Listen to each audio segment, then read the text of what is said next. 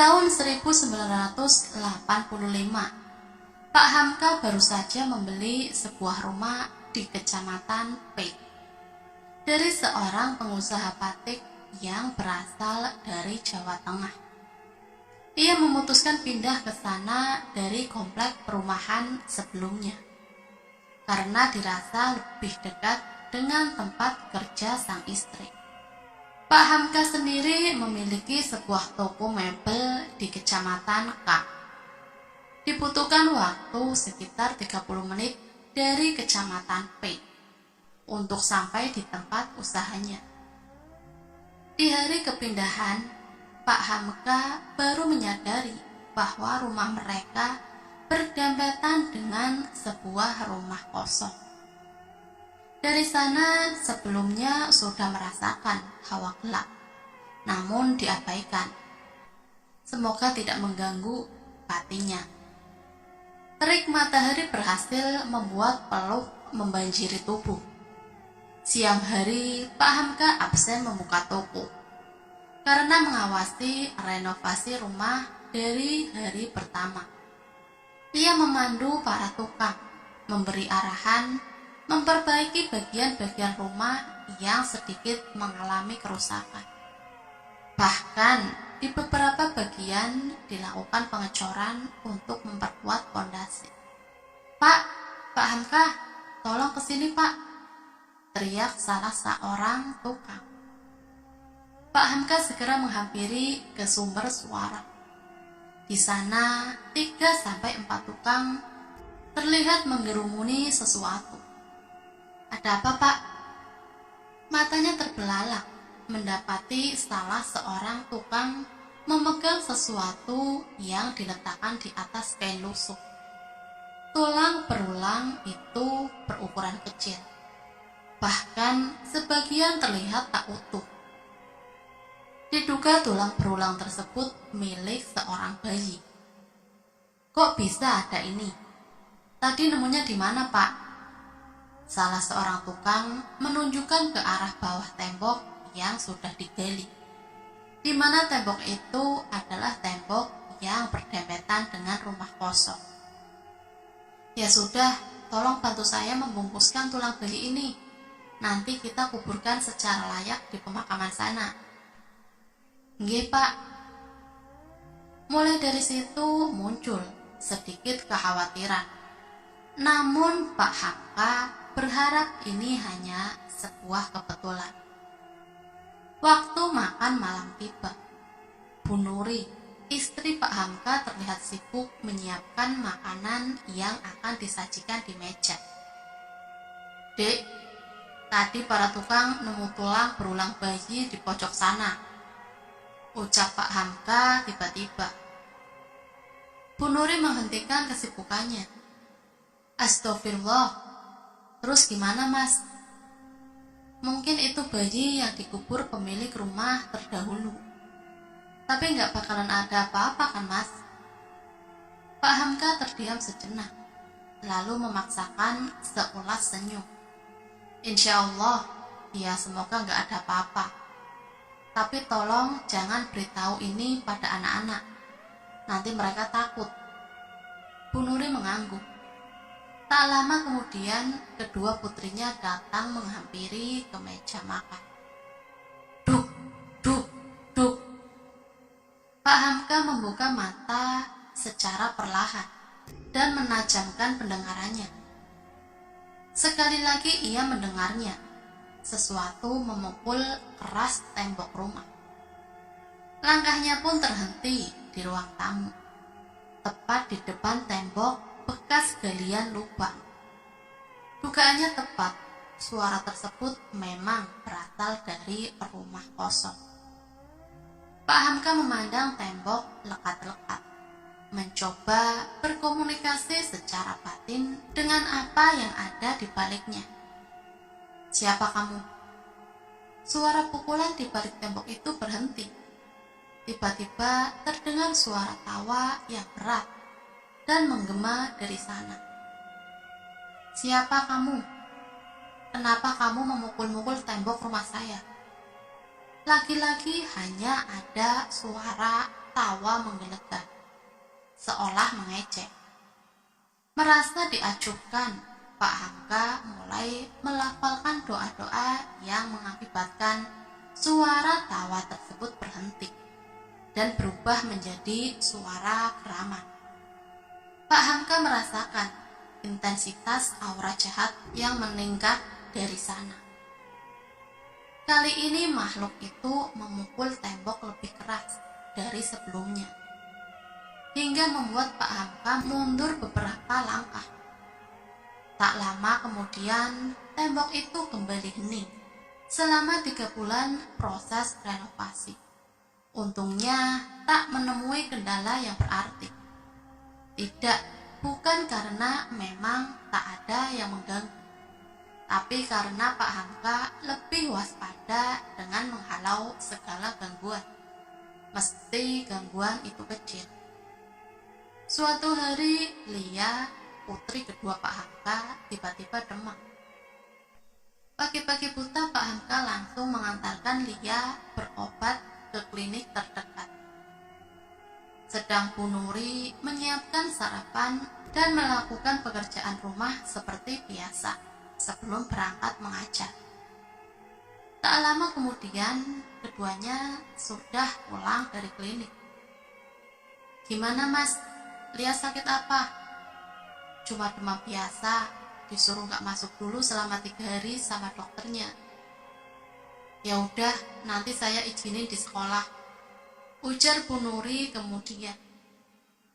Sebagai catatan, Bu Nuri adalah seorang guru SD, di mana kedua putrinya juga disekolahkan di tempat yang sama dengannya mengajar. Bu Nuri dipindah tugaskan ke Jawa dari Pulau B tak lama setelah Tika, putri pertamanya, dilahirkan. "Gak apa-apa ya Nduk, di rumah berdua sama Mbok Darmi." Lia mengangguk lemas. Sebenarnya Bu Nuri tidak tega harus meninggalkan anaknya pergi bekerja saat sedang sakit begini. Tapi mau gimana lagi, pekerjaannya tak bisa ditinggalkan begitu saja. "Nanti pas jam-jam istirahat, tak tengokin ke rumah ya Nduk." Bu Nuri mengelus kepala anaknya sayang, lalu mengantarkannya beristirahat di kamar. Bu Nuri sedikit lega.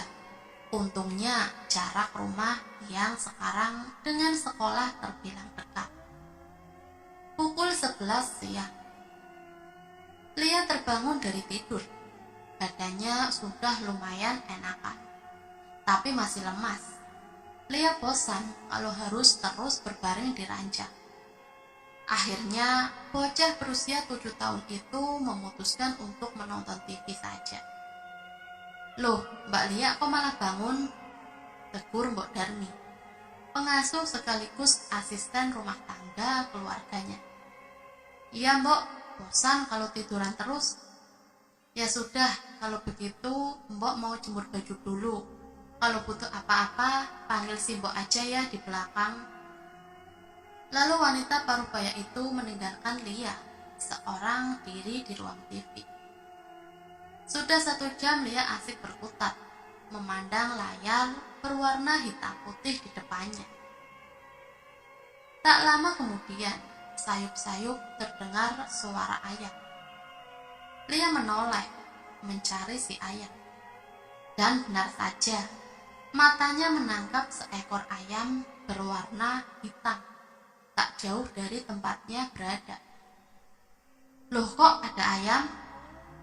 Lia beranjak dari posisi dan mengecek pintu depan dan samping yang masih tertutup.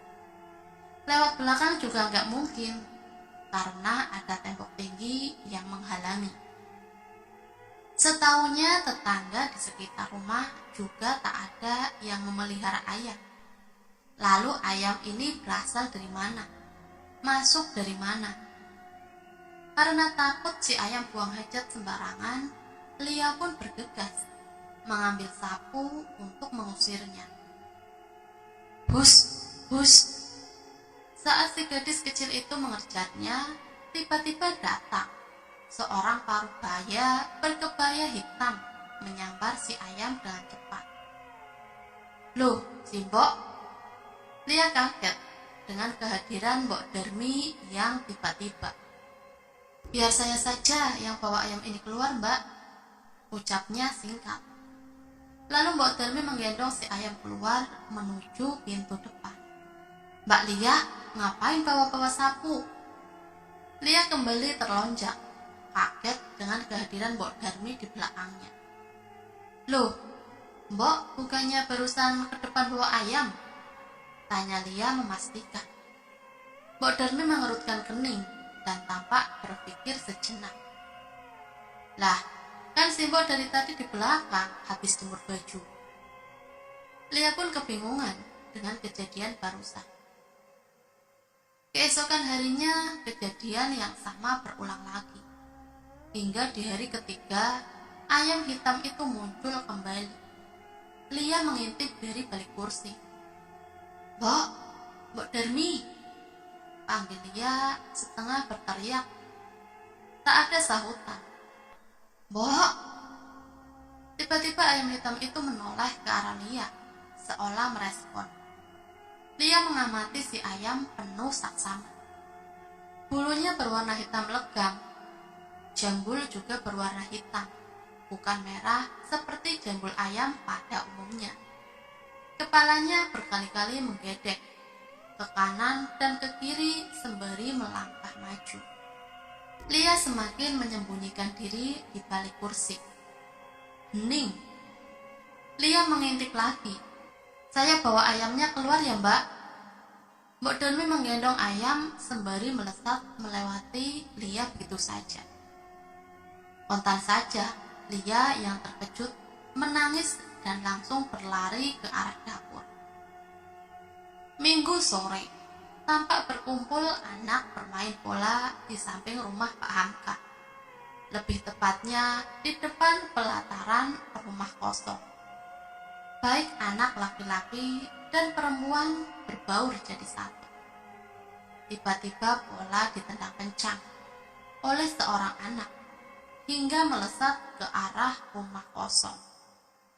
Mereka pun saling berpandangan. Johan, ambil bolanya, kamu kan gagal nangkapnya. Gak mau, kamu yang nendang kencang, ya kamu yang harus ambil. Tunjuk Johan pada Jody, saudara kembarnya.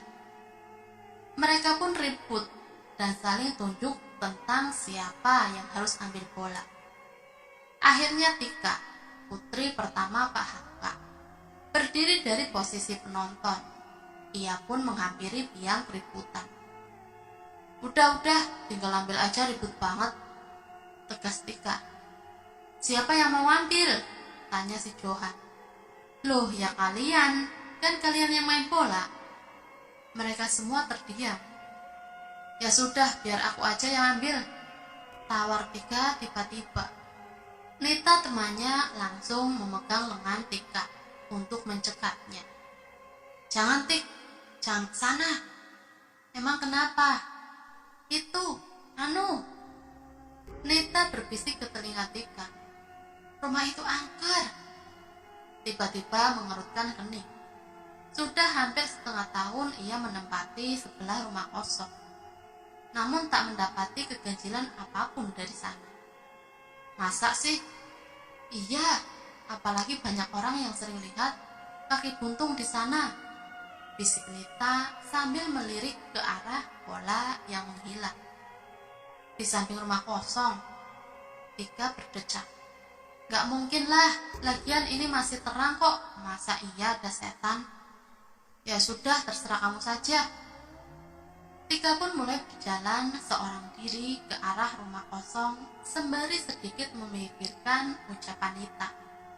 Kini ia sudah sampai di samping rumah, di mana sekitarnya ditumbuhi rumput gajah yang tingginya sudah hampir selutut. Rumput-rumput tersebut benar-benar menghalangi penglihatannya. Akhirnya Tika memutuskan memungut sebuah ranting panjang, di mana ranting tersebut akan digunakan untuk menyibak-nyibakan rumput agar lebih mudah menemukan pola. hingga pandangan mata menangkap sebuah objek berwarna kuning menyembul di balik rerumputan. Nah, itu bolanya. Tika berjalan ke arah belakang rumah. Saat akan mengambil, matanya menangkap objek yang lain. Jantungnya berdegup kencang, manakala kornea mata menangkap sepasang kaki berdiri tegak di depan bola. Hanya saja itu sepasang kaki tanpa badan. Kaki buntung dari ujung jari hingga sendi kaki saja. Kaki itu tak bergerak. Dengan hati-hati, Tika mulai membungkuk mengambil bola. Srek, srek. Spontan Tika menoleh. Kosong. Hanya rimbunan semak. Matanya kembali ke arah posisi tadi. Namun kaki buntung itu sudah hilang. Tanpa menunggu lagi, Tika langsung berlari sekencang-kencangnya, meninggalkan tempat tersebut. Pak Hamka terdiam, mematung, memandangi rumah kosong itu dari kejauhan. Matanya memicing, mencoba menembus ke dalam. Bertanya-tanya misteri apa yang tersembunyi di baliknya. Dari mata batin, ia hanya melihat sekumpulan makhluk-makhluk tak kasat mata tingkat menengah berseliweran. Seperti apa yang terdapat pada tempat tak berpenghuni biasa. Tapi kenapa auranya terasa jahat dan pekat sekali? Sekilas tercium bau anyir. Hanya saja tertutup dengan bau-bau lain. Seperti aroma menyan berbaur dengan wangi melati yang menyengat. Entahlah. Yang jadi masalah, energi negatif dari rumah kosong itu sering berseliweran juga ke rumah, hingga mengakibatkan gesekan energi yang cukup kuat antar dimensi. Hal itu membuat hawa rumah menjadi panas. Tak jarang, kedua putrinya juga terkena imbas. Tika dan Lia jadi sering sakit-sakitan. Padahal Pak Hamka hampir setiap hari membersihkan energi-energi negatif itu dari rumah. Bahkan sekarang, ia jadi jarang ke masjid karena lebih memilih mengajak keluarga kecilnya berjamaah di rumah saja. Awal mula kekhawatiran muncul ketika ia mendapat laporan dari Lia, anak keduanya, tentang kemunculan ayam dan Mbok Darmi yang jadi dua. Setelah kejadian itu, demamnya makin menjadi karena ada energi negatif yang masih menempel pada Lia. Mau tak mau, Pak Hamka merawat Lia tiap malam dengan membacakan ayat kursi 7 kali, lalu ditiupkan di ubun-ubun. Masalah kedua muncul setelah Tika juga melapor melihat kaki buntung di belakang rumah kosong. Malamnya Tika girap-girap, sawan, atau istilahnya ketakutan. Dan selalu terbayang-bayang melihat kaki buntung itu. Belum lagi yang katanya Mbok Darmi sering diganggu dengan kejadian perkakas yang tiba-tiba hilang atau berpindah tempat. Tak hanya Mbok Darmi, tapi seisi rumah juga pernah dikerjai dengan hal serupa. Pak Hamka, kok ngelamun sendiri di sini? Awas kesambet loh, tegur Pak Tejo, salah satu warga komplek. Enggak Pak, cuma lagi ngamatin rumah kosong sebelah rumah saya. Pak Tejo melihat rumah yang ditunjuk Pak Hamka bergidik ngeri. Ih, emang rumah itu singgup Pak, alias angker. Oh iya, ya maklum Pak, namanya juga rumah kosong, jawab Pak Hamka mengulas senyum. Bapak nggak takut apa? Nggak pernah diganggu apa-apa gitu? Pak Hamka menggeleng berpura-pura tak tahu. Gini Pak Hamka, bukannya saya menakut-nakuti atau gimana. Ini supaya lebih berhati-hati aja. Pak Tejo kembali melanjutkan ceritanya. Jadi gini, rumah itu lebih dari 10 tahun gak ditempatin. Warga sering melihat penampakan di sini. Oh iya? Iya Pak, ada yang pernah melihat kaki buntung di belakang atau di pekarangan rumah. Ada yang lihat pocong. Pernah nih, Bu Isna, itu loh Pak, penjual gorengan yang rumahnya ada di belakang rumah Pak Hamka. Malam-malam melihat seorang bapak tua yang rokok di teras rumah kosong sendirian. Dikira memang orang pikun karena perawakannya sudah tua sekali. Pas mau disamperin, hilang. Orang-orang juga sering melihat wanita berpakaian putih tampak berjalan mondar-mandir di balik jendela. Wah, ramai juga ya Pak, canda Pak Hamka. Ya ngeri Pak. Pernah ada satu kejadian, ada maling yang malam itu dikejar oleh para peronda. Nah, 2 orang maling tersebut ternyata bersembunyi di sana. Tak ada seorang pun yang tahu. Pagi-pagi mereka berdua ditemukan tergeletak begitu saja di depan rumah kosong. Terus, saat ditemukan kondisi mereka cukup menyedihkan. Salah satunya bibirnya miring, membelontor ke kanan, gak bisa balik. Yang satu gak bisa lihat, tapi masih hidup. Ya, hidup Pak. Lalu didatangkan orang pintar. Kata orang pintarnya, memang mereka habis dikerjain si penunggu rumah. Kemudian disembuhkan kedua-duanya sama si orang pintar. Sebelum dibawa ke kantor polisi, kedua maling itu diinterogasi oleh warga. Mereka pun menceritakan, saat bersembunyi di rumah kosong, mereka mengalami hal-hal mengerikan. Puncaknya ada sesuatu yang tak kasat mata menamparnya keras sekali. Nah, orang yang satu lagi langsung dicolok kedua matanya dengan sesuatu yang panas. Makanya nggak bisa lihat apa-apa. Pak Hamka mengangguk, mengerti, mendengar cerita Pak Tejo. Ah, iya, satu lagi. Kata yang sering lewat di sini, mereka sering mendengar bayi yang menangis. Pak Hamka mengerutkan dahi. Bayi? Malam itu Bu Nuri harus tidur sendirian karena Pak Hamka tidak pulang. Kalau sudah ada bisnis maklar, memang Pak Hamka bisa tidak pulang beberapa hari. Pak Hamka sendiri juga menyambi profesi jadi maklar selain usaha toko. Bidangnya pun bermacam-macam, kadang menangani jual beli, bawang merah bertruk-truk, jual beli tanah, kendaraan bermotor, barang antik, dan lain-lain. Pak Hamka memang tipe pekerja keras, tak mau mengandalkan satu penghasilan saja selama masih mampu. Prinsipnya, jika kita punya 9 pintu rezeki, mengapa tidak kita buka ke 9 pintunya? Meskipun berasal dari keluarga berada dengan warisan tanah di mana-mana. Pak Hamka tidak jurnawan, bermanja-manja. Karena sejak kecil sudah dididik keras dengan pola hidup susah.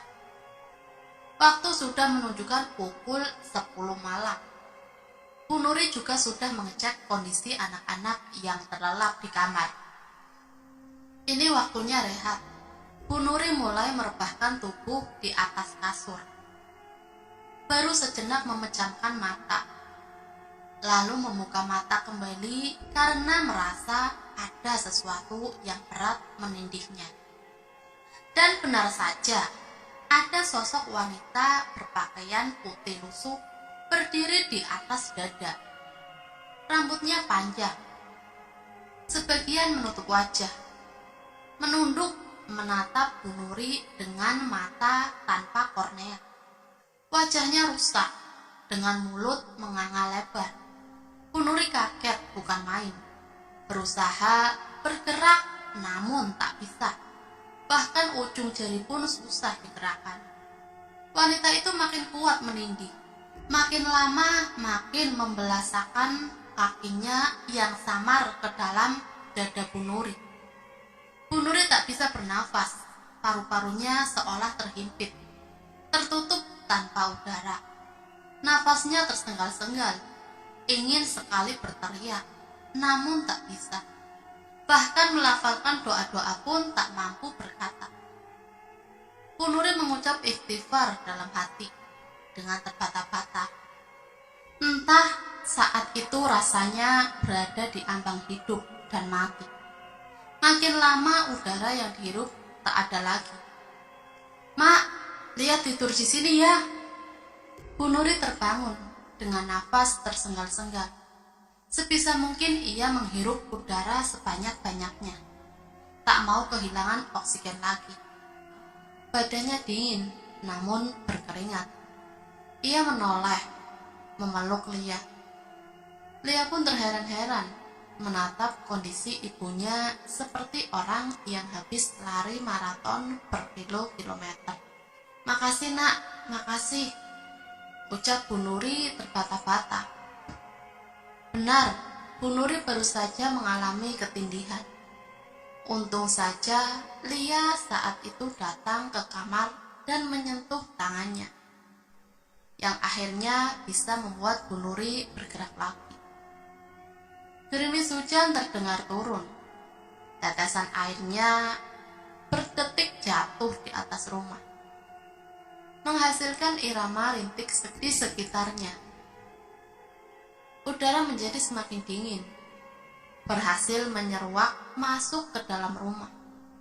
Bersama dengan itu, Bu Nuri kembali harus berhadapan dengan sosok wanita berwajah rusak.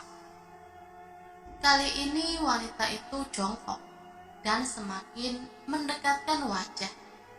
Dari mulutnya ia menganga keluar lendir hitam dengan bau menyengat. Lagi, dadanya dihimpit kuat-kuat. Rongga paru tak bisa dimasukkan oksigen. Bu Nuri berjuang sekuat tenaga untuk bergerak. Rasa takut makin membuat makhluk itu menjadi kuat. Bu Nuri tak mampu berucap istighfar. Hanya satu kata yang berhasil digumamkan dengan susah payah. Allah, Allah, Allah, ya Allah. Lafaz itu berhasil membuat jari telunjuknya bergerak. Bu Nuri terjaga dengan nafas tak beraturan. Ini sudah yang keberapa kali ia ketindihan sosok wanita itu.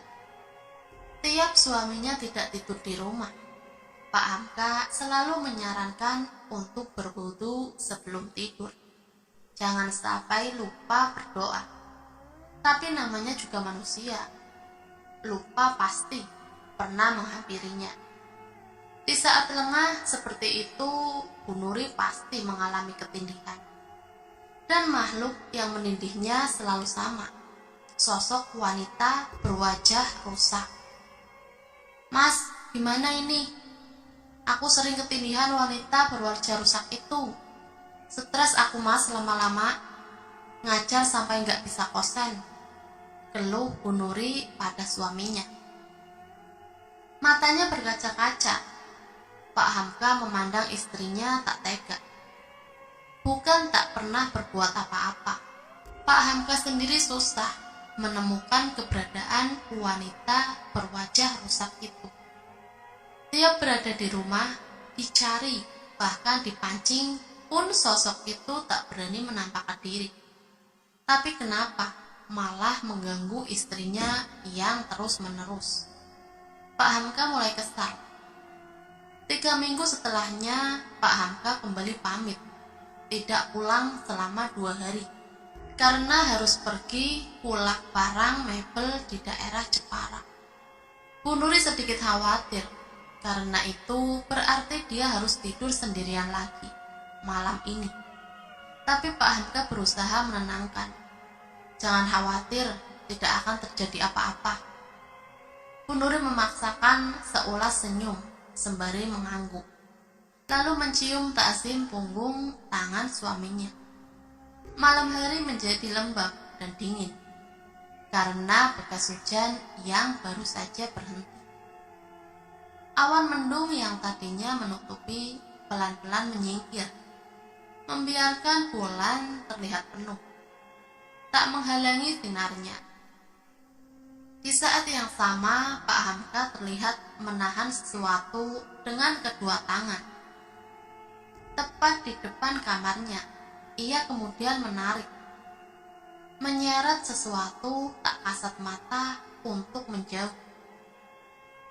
Wanita berwajah rusak itu mencoba menahan tali gaib yang menjerat leher. Terlihat marah, namun kalah. Iya, Pak Hamka tidak benar-benar pergi ke Jepara. Ia memang pergi, lalu diam-diam kembali di malam yang sama. Rencananya telah berhasil untuk menangkap si wanita berwajah rusak yang terus mengganggu sang istri. Sosok itu menangis pilu, memohon untuk dilepaskan. Namun Pak Hamka tak akan tertipu. Ia sudah paham betul dengan tipu daya makhluk-makhluk seperti itu. Kamu pergi, jangan pernah kembali ke sini atau saya lenyapkan. Si sosok menangis, lalu tertawa melengking setelahnya. Jangan, gak mau, saya suka istrimu, baunya enak.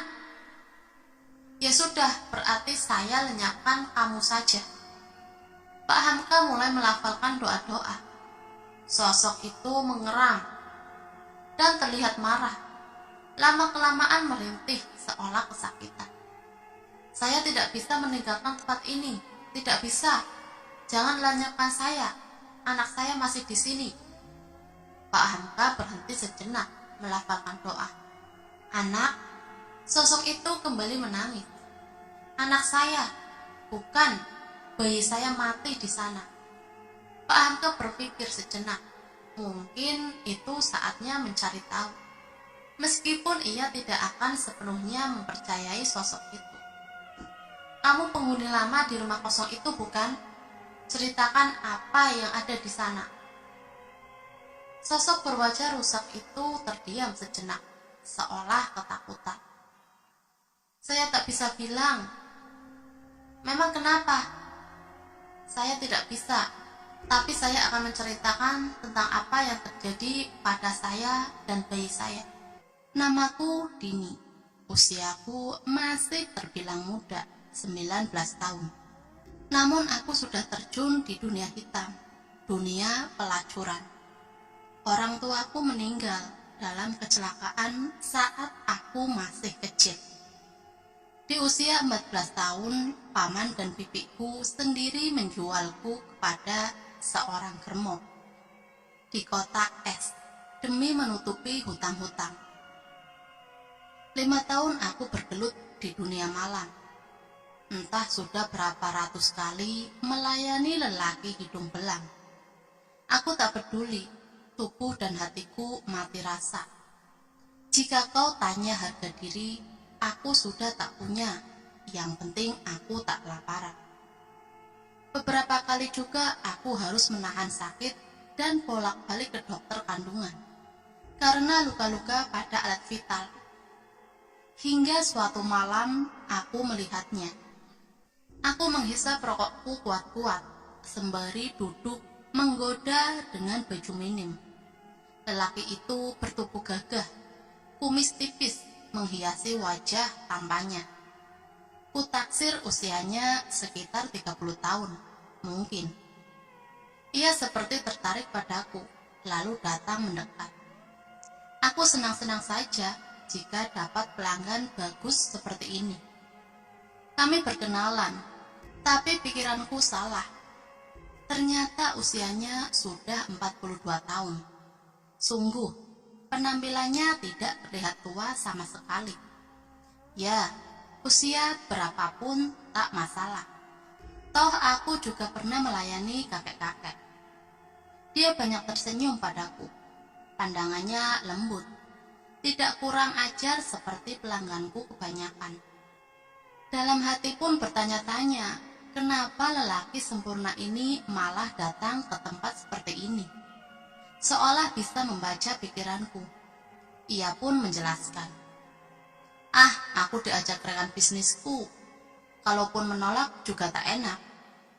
Dia tersenyum kembali. senyum yang sedikit membuat hatiku berdesir. Lalu germoku datang. Pilih yang bagus, bos. Dini ini memang paling laris, pelanggannya pun banyak.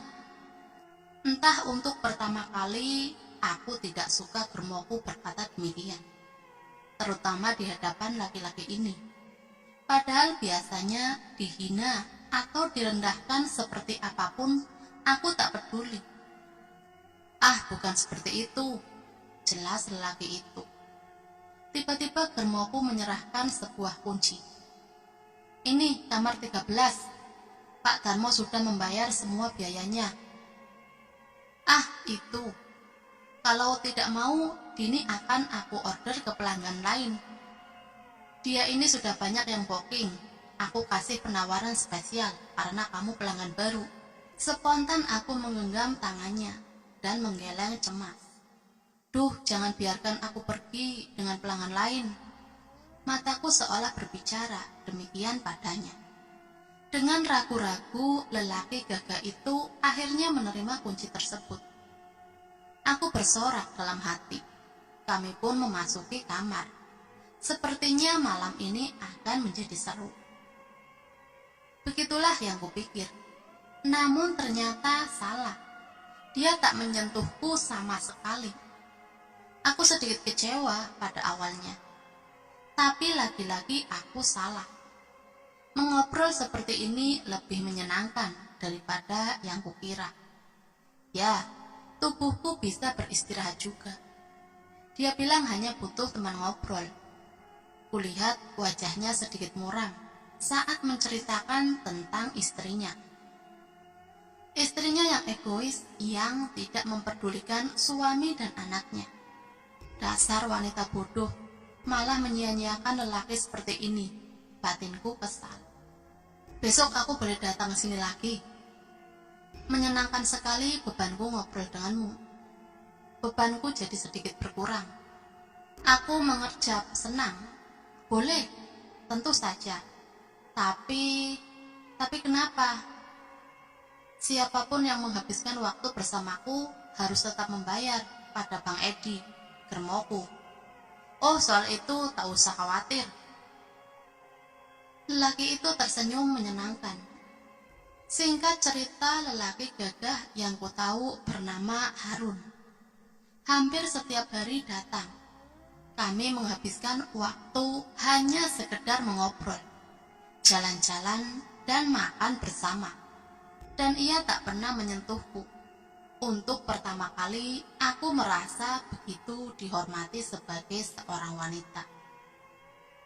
Hingga suatu hari, ia bilang jatuh cinta padaku dan ingin menikahiku.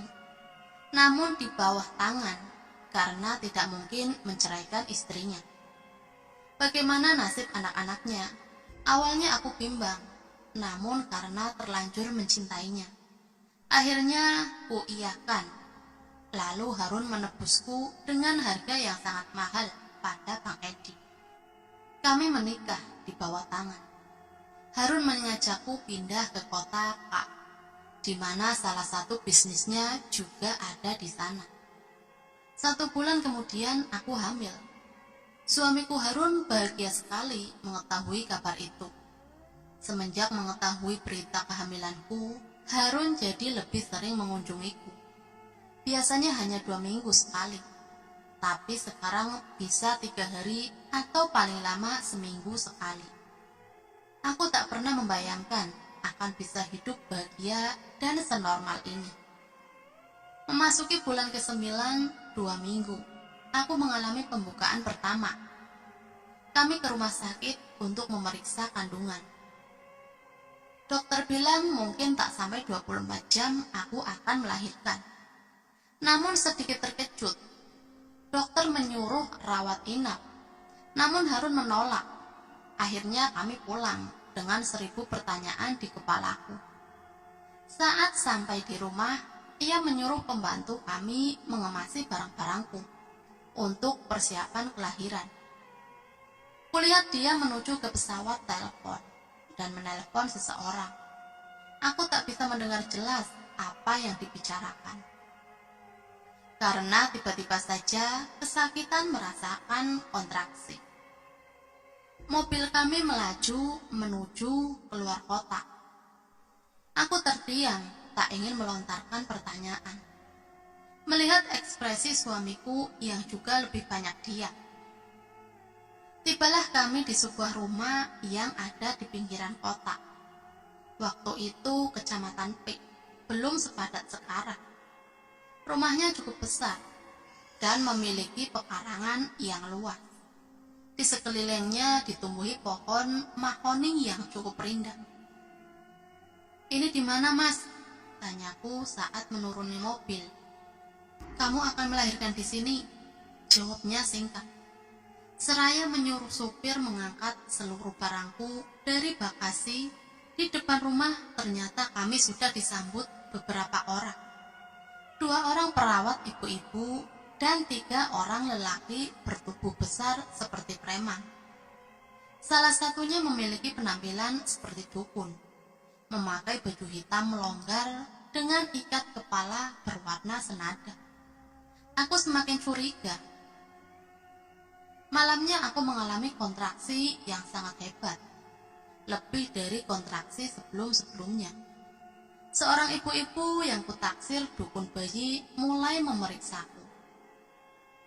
"Sudah waktunya," ucapnya pada Harun. Aku menjerit kesakitan dan menahan tangan suamiku. "Mas, tolong temani, jangan tinggalkan aku sendiri." "Kamu tak sendirian, ada Mbok Ija dan Bu Yuyun yang menemani," ucapnya singkat. Sekilas aku melihat senyum tipis yang mengerikan di bibirnya. Harun melepaskan paksa tanganku dari tangannya. Aku menjerit, pikiranku berkecamuk jadi satu, antara rasa sakit dan bingung. Entahlah, aku harus fokus melahirkan anak ini dengan selamat. Tibalah saatnya yang kutunggu-tunggu. Aku berhasil melahirkan anak perempuan dengan selamat. Di sisa-sisa tenagaku, Mbok Ija datang mendekat dan menunjukkan bayiku yang cantik. "Lihatlah sepuas-puasnya sebelum aku membersihkannya," ucap Mbok Ija misterius.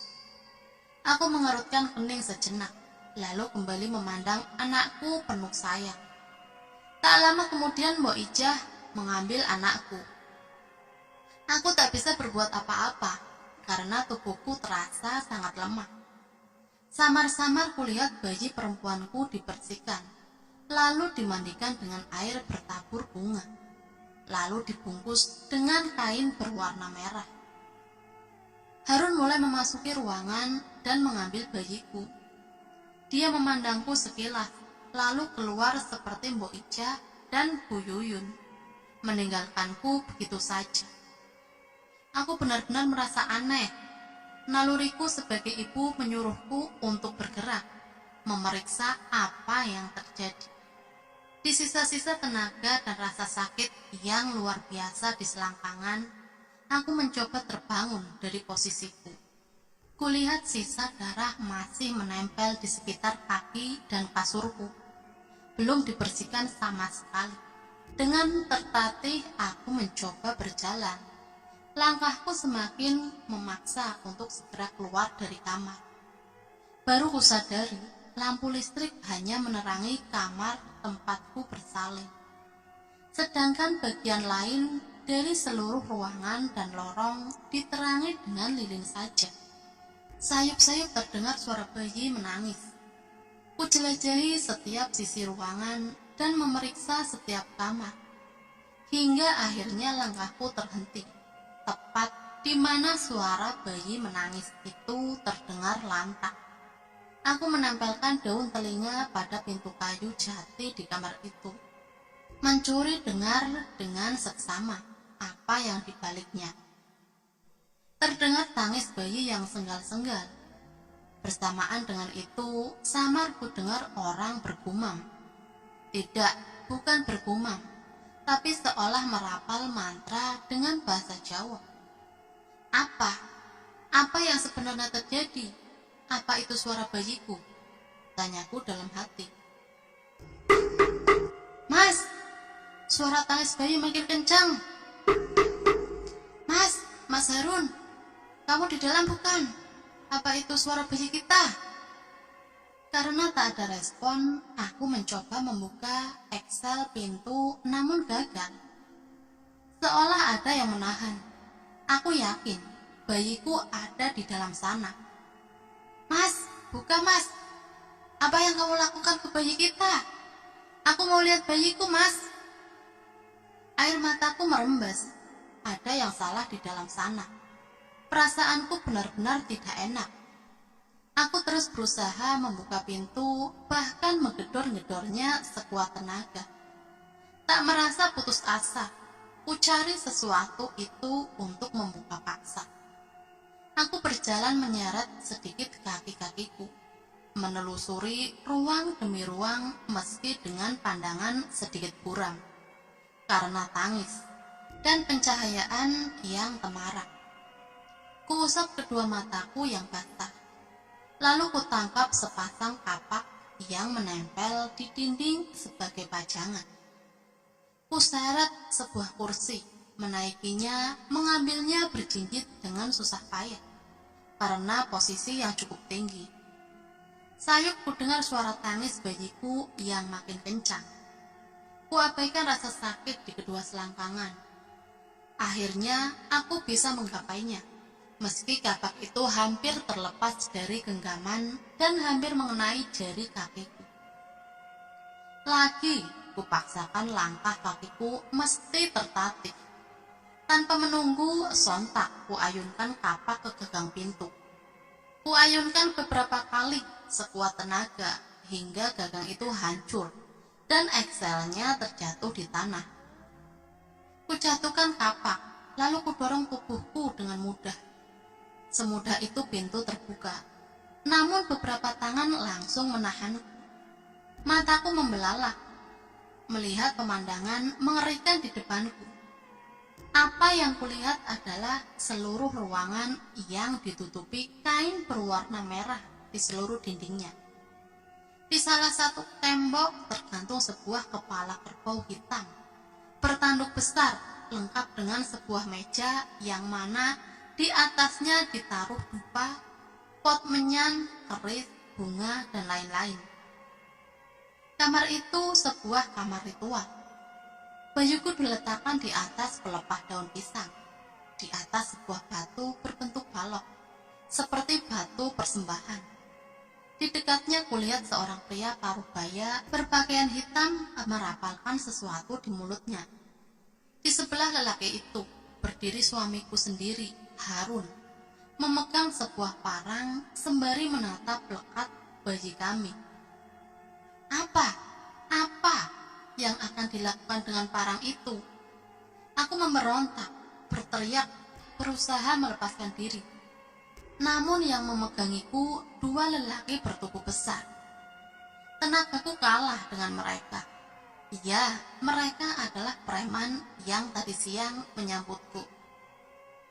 Harun menyerahkan parang pada lelaki berbaju hitam itu. Lelaki yang kuduga adalah seorang dukun mulai mengangkat parang. Tepat di belakangnya, kulihat bayangan tinggi hitam, besar sekali, hingga tingginya mencapai batas atap rumah. Aku mendongak, semua terjadi begitu cepat.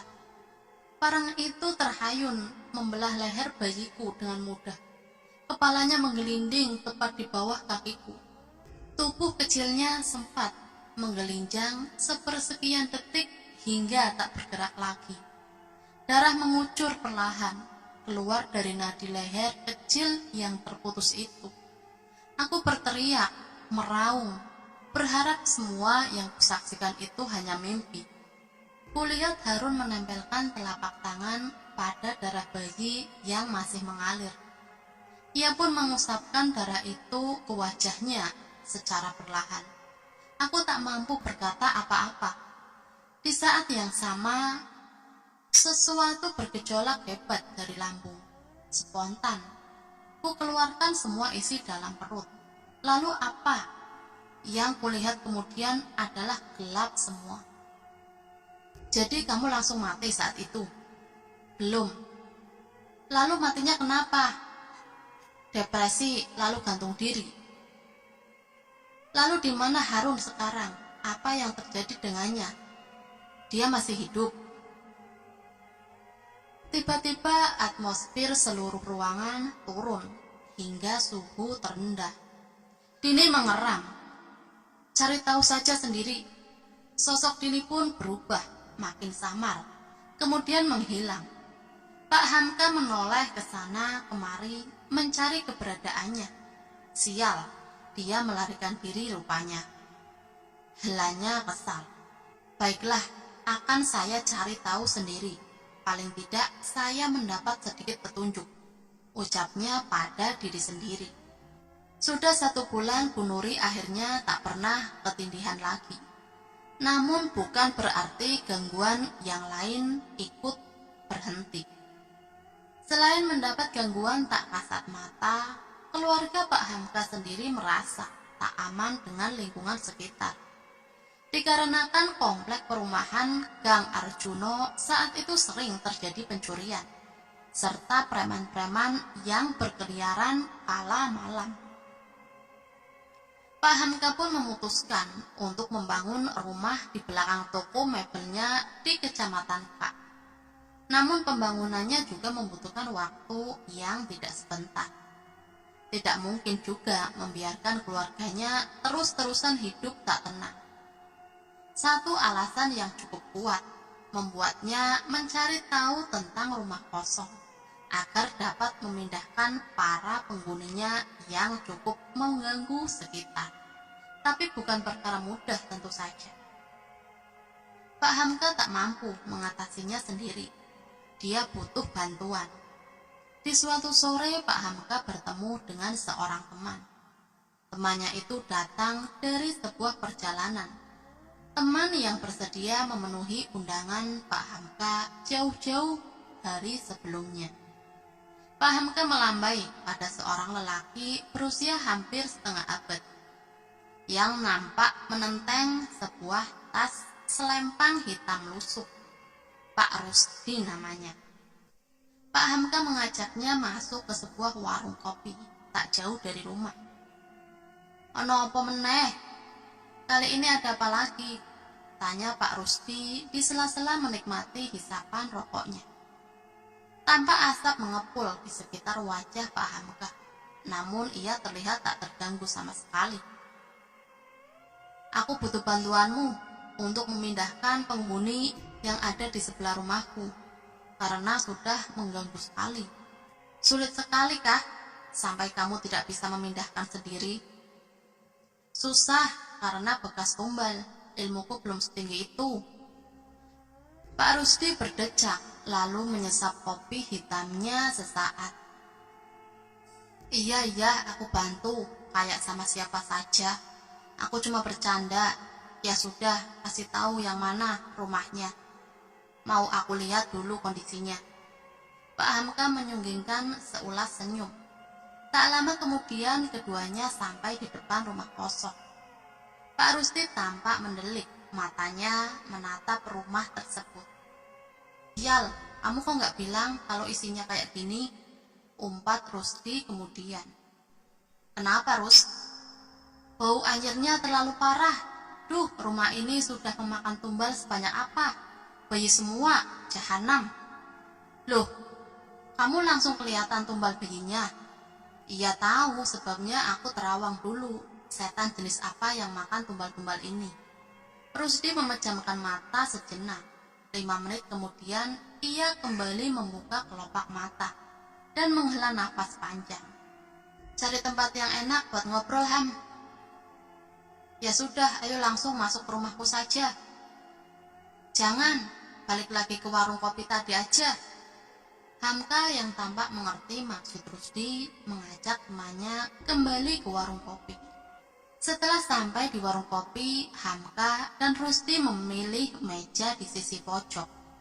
Suasana warung kopi yang merangkap jadi warteg itu tampak terlihat lebih sepi dari sebelumnya.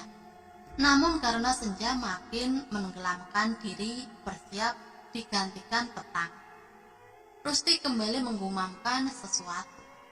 Sudah aman, biar nggak ada yang nguping. Hamka tersenyum tipis. Ia sendiri juga menyadari sosok tak kasat mata yang sedari tadi sedang mengikuti mereka. Sosok berwujud seperti tuyul, namun berwajah tua yang ada di belakangnya. Memang sudah tak tampak lagi. Rusdi mulai menceritakan apa yang dilihatnya tadi ketika meraga Sukma. Begini Ham, aku belum berhasil menemukan Raja Iblisnya yang makan tumbal. Bersembunyi sepertinya, belum lagi dihadang sama anak buahnya. Membuatku makin kesulitan. Caranya harus menemukan wadah iblis itu di sana, dikubur di dalam rumah kosong tersebut. Masalahnya aku tidak tahu dikubur di sebelah mana. Malam ini aku akan melakukan ritual agar berhasil menemukan si wadah ini. Kalau butuh apa-apa, kasih tahu aku, Ros. Aku usahakan untuk mendapatkannya. Rusdi mengangguk pelan. Iya, carikan aku barang-barang ini saja. Pak Rusdi memberikan apa-apa yang harus dicarikan Pak Hamka. Pak Rusdi dan Pak Hamka adalah teman seperguruan. Pak Rusdi bisa dibilang orang pintar, namun bukan yang berilmu hitam. Dia memang lebih mendalami ilmu kebatinan daripada Pak Hamka sejak lama. Sedang Pak Hamka mempelajari ilmu kebatinan hanya sebagai tameng saja. Selain karena alma mater pondok juga. Besok ku kabari. Terus kamu nanti mau nginep di rumahku atau gimana? Rusdi mengibaskan tangan. Enggak lah, aku kan mau melakukan ritual. Nanti aku numpang tidur di rumah mertuaku yang dari istri keduaku saja. Setahu Pak Hamka, memang rumah salah satu mertua Pak Rusdi juga terletak di Kecamatan P. Keesokan harinya Pak Rusdi sudah bertandang ke rumah Pak Hamka. Tampak Bu Nuri mengantarkan secangkir kopi kepada tamu suaminya, lalu meninggalkan mereka berdua. Ya, hari itu adalah hari libur, karenanya seluruh keluarga Pak Hamka bisa berkumpul di rumah. Ham, masuk ke dalam rumah kosong itu kira-kira bisa atau tidak? Mau ngecek langsung? Bisa kayaknya, nggak dikunci kok. Kata warga kompleks sudah tidak ada barang-barang apapun lagi di dalam. Dibiarkan begitu saja sama yang punya. Ya sudah, ayo langsung ke sana saja. Pak Hamka dan Pak Rusdi berjalan menuju ke rumah kosong. Dibukanya pintu kayu yang sudah ringsek secara perlahan. Hanya pengap dan debu langsung menyeruak ke arah mereka saat masuk ke dalam. Langkah-langkah itu menyusuri setiap sudut ruangan. Tembok putih lusuh yang catnya sudah banyak mengelupas. Sarang laba-laba berwarna pekat di sana-sini. Bahkan di beberapa bagian lantai, tembok ditumbuhi tanaman-tanaman liar beserta lumut. Suasana masih siang, namun terlihat lebih gelap di dalam rumah itu.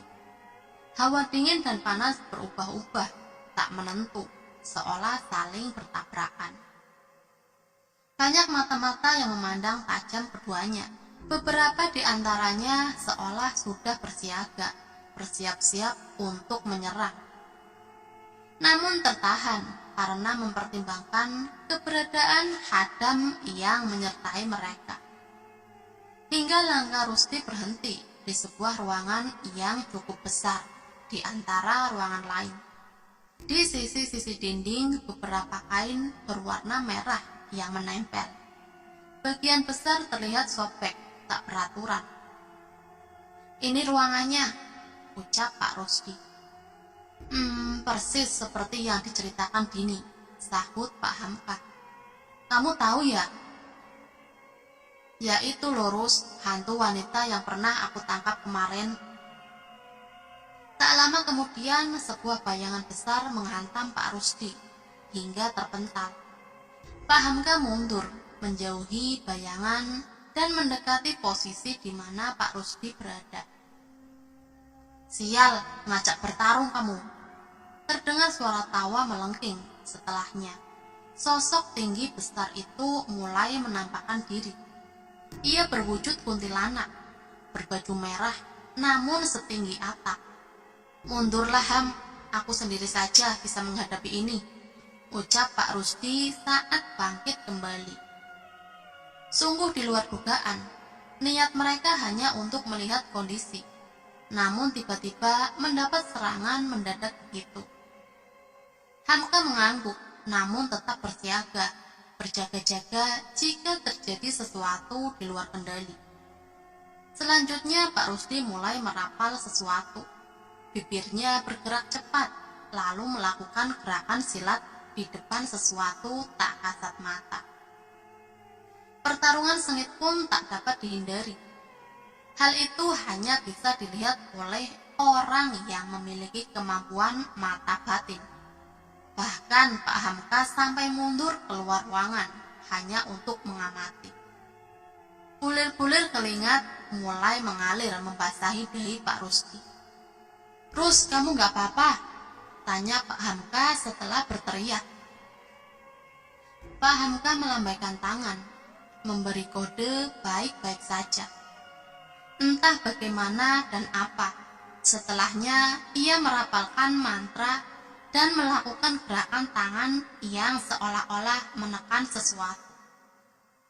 Kuntilanak merah bertubuh tinggi itu tiba-tiba lenyap begitu saja. Sial, malah kabur, padahal kurang sedikit lagi bisa tertangkap. Pak Hamka berjalan cepat menghampiri Pak Rusdi. "Bagaimana, Rus? Itu ya rajanya." "Awalnya ya kukira itu rajanya, ternyata bukan. Yang tadi bisa disebut kayak patihnya. Rajanya licik, gak mau memperlihatkan diri sama sekali. Makanya harus melakukan ritual ini, agar bisa menemukan lokasi persembunyiannya." Pak Hamka menepuk pundak temannya perlahan. "Ya sudah Rus, ayo segera keluar dari sini. Paling tidak kita sudah tahu langkah selanjutnya." Pak Hamka mengamati kondisi sekitar. Situasi yang sangat tidak menguntungkan jika mereka diserang tiba-tiba diserang lagi. Mengingat kondisi Rusdi yang sudah kehabisan energi, Pak Hamka sendiri juga tidak mampu menghadapi makhluk sebanyak ini sendirian. "Yo," jawab Rusdi kemudian. Sesaat setelah sampai di depan rumah, keduanya mendengar suara teriakan minta tolong dari dalam. Spontan Pak Hamka langsung berlari menuju ke arah teriakan. Dilihatnya Bu Nuri dan dia tampak berduduk mengerumuni sesuatu di lantai. Bu Nuri menangis. "Gimana ini Mas? Tika Mas, Tika." Dilihatnya Tika berbaring di atas lantai dengan telinga yang mengeluarkan darah. Pak Hamka segera menghampiri, mengecek kondisi Tika dan langsung mengangkat tubuh putrinya. "Ayo Dek, kita ke rumah sakit." Bu Nuri mengangguk menurut. "Ada apa ini Ham?" "Loh, anakmu?" tanya Pak Rusdi yang ikut menghampiri. "Ayo ikut aku ke rumah sakit dulu Rus." Pak Hamka terus berusaha bersikap tenang, meski raut khawatir masih tersirat menghampiri wajahnya. Dengan bantuan salah satu tetangga yang mau meminjamkan mobil, akhirnya keluarga Pak Hamka berhasil mengantar Tika ke rumah sakit tepat pada waktunya. Tak beberapa lama, mereka mendapatkan diagnosis yang cukup mengejutkan dari sang dokter. "Maaf, pembuluh nadi di belakang wajah sebelah kanan putri Bapak ada yang pecah, dan saraf di belakang telinga kanan sedikit mengalami kerusakan." "Lalu bagaimana cara menyembuhkannya?" tanya Pak Hamka yang sudah tak bisa menyembunyikan rasa khawatir lagi. "Bapak tenang saja, masih bisa disembuhkan dengan operasi. Namun bukan di sini. Saya akan memberikan rujukan ke rumah sakit Baptis di kota Pak. Hanya dokter di sana yang bisa melakukan operasi tersebut." "Iya, lakukan apa saja yang terbaik untuk anak saya, Dok." Pak Hamka memberitahu kondisi Tika pada Bu Nuri. Mesti terlihat syok sesaat. Bu Nuri terlihat kembali tenang saat Pak Hamka juga memberitahu solusinya. Tak lama kemudian Pak Hamka berjalan mendekati Pak Rusdi di ruang tunggu tak jauh dari sana. "Rus, ditunda dulu ya, kondisi anakku masih tidak memungkinkan." "Iya, tidak apa-apa Ham, kamu yang sabar ya, nanti kabari lagi kalau memang sudah siap. Sekalian aku carikan hari hanya untuk proses pemindahan." "Terima kasih Rus," jawab Pak Hamka kemudian. Setelah menjalani operasi bedah saraf, Tika dirawat intensif di rumah sakit selama beberapa hari. Untungnya operasi berjalan lancar dan kondisi Tika semakin membaik. Namun hasil dari operasi tersebut menimbulkan bekas yang lain di wajah. Tim dokter pun menyarankan operasi plastik untuk menutupi bekas tersebut, di mana jika tidak dilakukan akan benar-benar kelihatan jelas cacatnya. Di zaman ini memang jarang sekali ditemui dokter bedah plastik. Untunglah salah satu dokter bedah plastik yang ada di wilayah kota K terdapat di RS Baptis juga. Jadi Pak Hamka tak perlu repot-repot mencari lagi dokternya. Ya, meskipun membutuhkan biaya yang tak sedikit, segala upaya akan diusahakan demi putrinya. Menjual sebagian petak sawah yang dimiliki pun tak apa. 2 bulan setelahnya, "Yakin sudah siap?" tanya Rusdi dari seberang pesawat telepon. "Iya Rus, lebih cepat selesai lebih baik. Gangguannya lebih parah dari sebelumnya." "Ya jelas aja Ham, kan tempatnya kemarin habis kita usik. Salah satu efeknya jadi anakmu yang kena." Terdengar hela nafas berat dari seberang. "Iya Rus, tidak apa-apa. Mau bagaimana lagi, salahku yang salah perhitungan. Kurang berhati-hati. Kebetulan aku sudah melakukan ritual beberapa hari sebelumnya. Aku sudah dapat harinya. 1 minggu lagi aku ke sana. Siapkan saja apa-apa yang kuminta kemarin." "Ya Rus," jawab Pak Hamka kemudian. 1 minggu setelahnya, tepatnya hari Kamis malam Jumat Legi, Pak Rusdi sudah sampai di kediaman Pak Hamka. "Duduk dulu Rus." Rusdi pun menghempaskan diri di atas kursi tamu ruang tengah. "Sebentar ya, aku mau mengantarkan keluargaku ke rumah kakek neneknya di dekat-dekat sini." "Iya, santai." Sesaat setelah Pak Hamka meninggalkan Pak Rusdi sendirian, ia merasakan tensi suhu ruangan menjadi rendah, seolah kedatangannya memang sudah diketahui oleh sosok-sosok tak kasat mata yang pernah ditemuinya di rumah kosong. Pak Rusdi tersenyum tipis sembari mengelus-ngelus cincin batu akik bermata hijau di salah satu jari. "Berani kamu memperlihatkan diri di depanku sekarang." Tampak seorang wanita berwajah pucat, memakai baju terusan panjang berwarna putih lusuh, berdiri kaku tak jauh dari tempatnya berada. Pak Rusdi melirik ke sisi luar. Hanya wanita itu yang berani menampakkan diri sedekat ini. Sedang sosok-sosok lain menatapnya dari kejauhan saja. "Kamu yang namanya Dini, wanita yang pernah diceritakan Hamka." Wanita itu menunduk, lalu mengangguk. "Apa maumu? Jangan usir kami, biarkan kami tetap tinggal di sini. Ini urusan kami, ini rumah kami," bantah Dini. "Saya kasih peringatan sekali lagi, sebaiknya kalian segera pindah di tempat yang jarang ada manusianya. Mau saya pindah atau kalian pindah sendiri? Kalau sampai saya yang pindah, tak lempar kalian sampai ke Segoro Kidul atau Laut Selatan. Mau?" gertak Pak Rusdi. Dini mengeram. "Di sini tempat tinggal kami. Kamu tidak berhak ngusir. Lagi pula kamu hanya manusia rendah. Mana bisa menghadapi Sing Bau Rekso yang punya tempat." "Ya sudah, lihat saja nanti." Samar-samar keberadaan Dini sudah tak terlihat lagi. Tak terasa siang hari begitu cepat terlewati, berganti senja. Langit bermegakan oranye mulai menghiasi. Sekelompok burung gereja berjejer rapi, terbang menutupi arah pulang.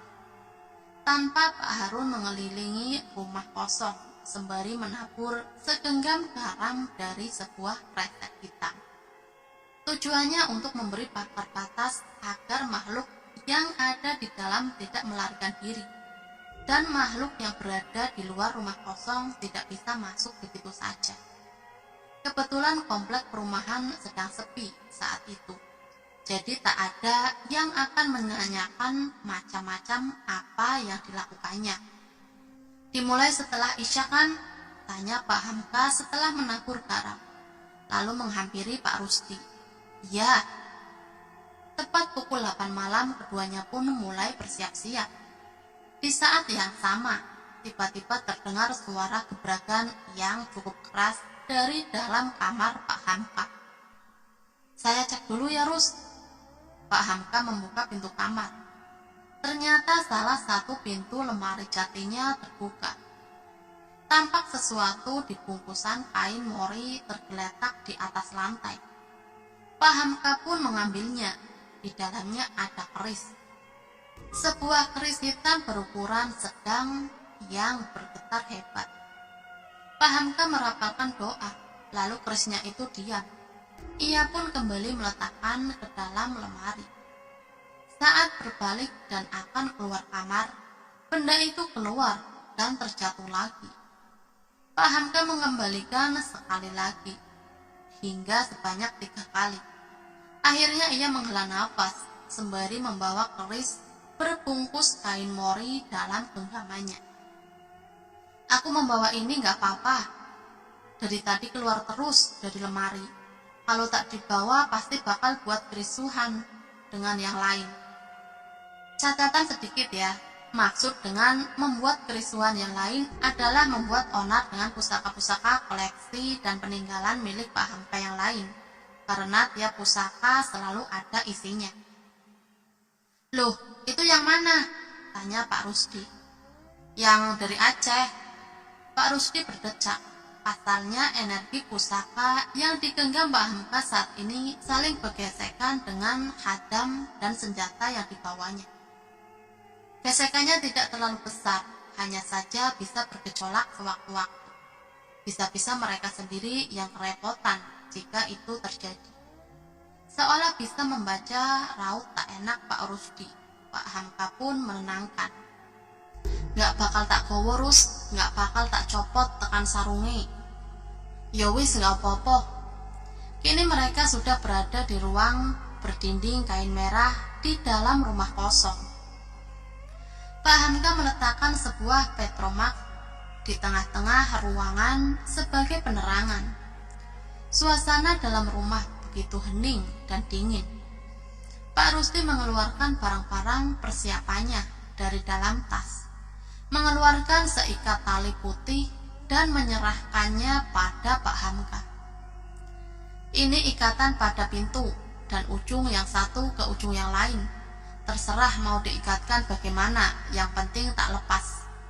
Setelah persiapan selesai, Pak Rusdi berdiri bersedekap, lalu memejamkan mata. Pak Hamka berdiri di belakangnya, melihat punggung Pak Rusdi, mengamati sekitar sambil berjaga-jaga. Pak Rusdi perlahan membuka mata. Angin dinding berhembus pelan menerpa wajah. Diamati sekitar. Dia berada di atas rumput-rumput ilalang, di tengah lahan yang luas. Di depannya berdiri rimbunan pohon mahoni tinggi, berbentuk sebuah hutan. Langit malam begitu kelam, tak menampakkan bulan apalagi bintang. Ini sisi dunia lain. Ia pun mulai melangkahkan kaki menuju ke dalam hutan. Hutan pun begitu hening. Tak juga terdengar suara binatang. Pak Rusdi terus berjalan sesuai arahan bisikan yang didengarnya. Entah sudah berapa lama ia berjalan, namun tak terasa lelah. Hingga akhirnya langkahnya terhenti di depan sebuah gua. Gua itu begitu pekat, Tak gentar Pak Rusdi kembali masuk ke dalamnya. Meski tanpa penerangan, kornea matanya tetap mampu melihat dalam gelap. Di ujung gua itu melihat seberkas cahaya temaram. Semakin ia mendekat, semakin jelas bau anyir yang terhirup masuk ke saluran nafas. Begitu sampai, matanya sempat terbelalak. Bagaimana tidak, di dalamnya terdapat puluhan atau mungkin ratusan bayi berdarah-darah, tergeletak begitu saja. Bayi-bayi itu masih bergerak-gerak, masih dalam kondisi mengenaskan. Ada yang kepalanya terputus, sebelah tangan atau kakinya hilang, separuh badannya hancur, dan lain sebagainya. Bahkan ada yang masih dalam kondisi bayi teranggan atau bayi keguguran, seperti segumpal daging atau kondisi tubuh yang belum sempurna. Perlahan Pak Rusdi melangkah dengan hati-hati melewati kumpulan bayi tergeletak itu. Semua tangisannya mampu memekakkan telinga. Jadi ini bayi-bayi tunggal itu. Lalu Pak Rusdi sampai di bagian gua yang lain. Di sana ia melihat sekumpulan orang-orang yang dirantai, dibelenggu di bagian leher, tangan, dan kaki. Orang-orang itu pun kondisinya juga mengenaskan, tak jauh berbeda dari bayi-bayi sebelumnya. Di sana terdapat sebuah singgasana batu yang sangat besar. Berdiri sesosok makhluk yang begitu mengerikan. Makhluk itu berkepala kerbau, lengkap dengan tanduk hitam yang kokoh, bertubuh manusia. Sosoknya berjenis kelamin laki-laki, badannya tinggi dan kekar, bertelanjang, namun tak berkelamin. Matanya merah, menyala, menatap tajam Pak Rusdi. "Kamu yang sudah membabat habis anak buahku." Pak Rusdi terdiam mendengarkannya. Ia pun menoleh, beradu pandang dengan seorang laki-laki gagah berpakaian perang zaman dahulu, yang kini sudah berdiri di sampingnya. Sosok itu adalah hadamnya, yang sudah menjaga keluarganya dari zaman nenek moyang. Rusdi mulai paham, pantas saja sedari tadi dia tak menemukan sosok gaib satupun. Rupanya hadam miliknya sudah menghabisi kroco-kroco penjaga gua makhluk berkepala kerbau itu. Pak Rusdi melepas sarung keris yang sedari tadi dipegangnya, lalu menantang makhluk gaib berkepala kerbau yang diketahui bernama Kebo Cemeng. Sorot mata merah itu semakin menyala. Ia pun kembali memanggil anak buahnya yang lain. Perhelatan berdarah tak dapat dielakkan. Pak Rusdi bersama sang hadam mulai menyerang Kebo Cemeng beserta anak buahnya. Di alam nyata Pak Hamka mulai resah menunggu. Sudah 3 jam Pak Rusdi belum membuka mata. Dilihatnya bulir-bulir keringat menetes melewati dahi dan wajah Pak Rusdi. Padahal kondisi ruangan begitu dingin, bahkan semakin membeku, seolah berada di puncak pegunungan di malam hari. Tiba-tiba sesuatu berusaha menggebrak pintu ruangan. Pintu pun terbuka dengan sendirinya. Pak Hamka berbalik. Kuntilanak merah setinggi atap rumah kembali menampakkan diri. Berusaha masuk, namun terhalang tali putih yang terikat. Pak Hamka membaca doa-doa, membantu menambah pagar gaib sebagai penghalang. Namun sepertinya kuntilanak merah itu sangat murka. Kekuatannya terbilang sangat besar bagi Pak Hamka. Entah sampai berapa lama ia mampu menahan serangan sang kuntilanak merah. Ilmu kebatinannya tak sekuat Pak Rusdi, yang mana masih keturunan asli dari kerajaan Mataram. Tiba-tiba keris yang diikat di pinggang di balik punggung bergetar hebat, lalu jatuh dari tempatnya berada.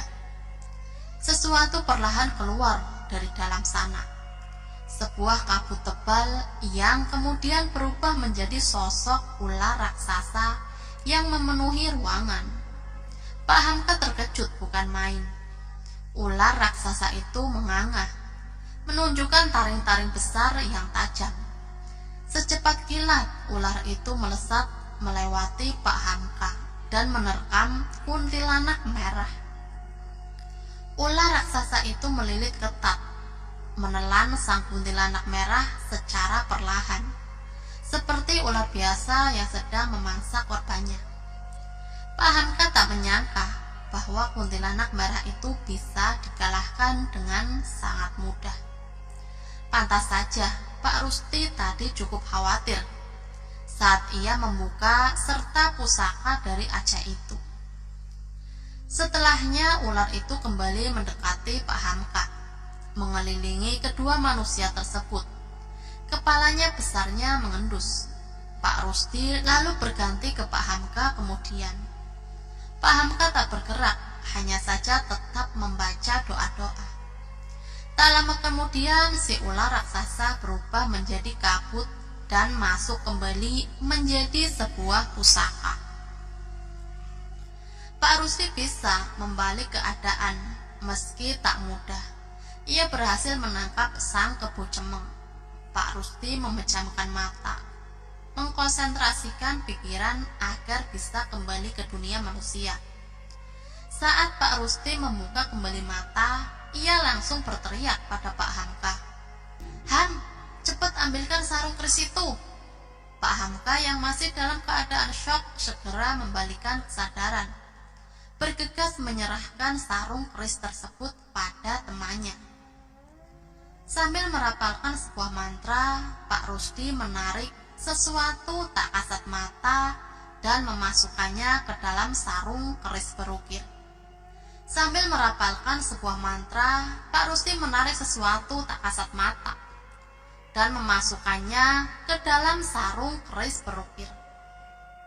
Tak lama setelahnya, sebuah keris yang panjangnya kurang lebih 48 cm sudah ada begitu saja. Di tengah pegangannya terdapat sebuah batu berwarna merah. Pak Hamka masih takjub dengan peristiwa itu. "Mana wadahnya?" tanya Pak Hamka kemudian. Ia tiba-tiba teringat dengan wadah yang dimaksud Pak Rusti.